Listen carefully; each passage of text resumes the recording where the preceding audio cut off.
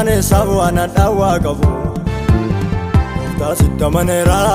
harki kee arraan nageenya dadhabu nufeewoo galaanoo machaa'eedha cimaa qabu abbaasitta manera harki kee arraan nageenya dadhabu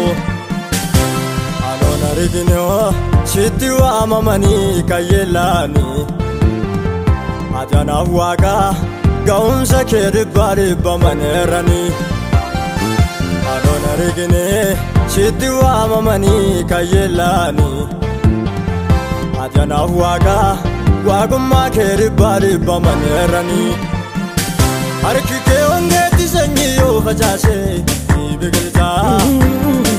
yaa muddama kootti ni mul'ata akka bakkalchaa harki kee hongeetti sanyii yoo facaasee ni biqilchaa yaa rakkina kootti ni mul'ata akka bakkalchaa harki kee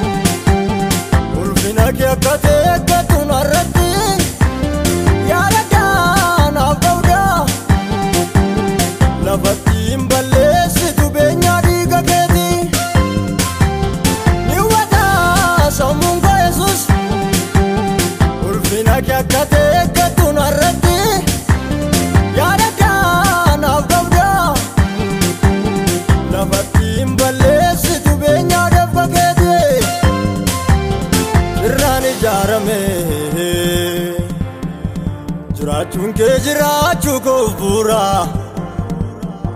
dhiiga koo dhiiga kee makamee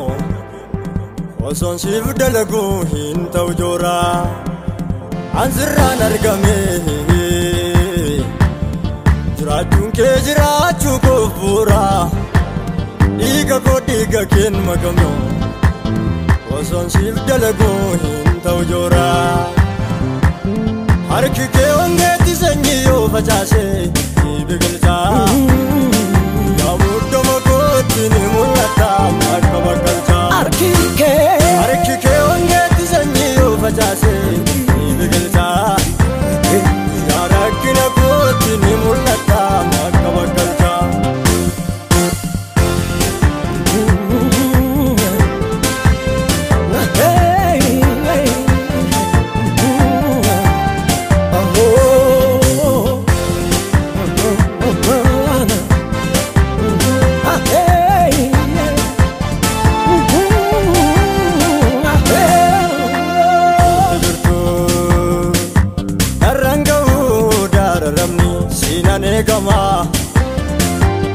Badaabe ilma miidhuu sinarratti sodaatama utuutu jirtu narraan gahuu miidhamnu ulfaataan siinan eegama orma badaabe ilma miidhuu sinarratti sodaatama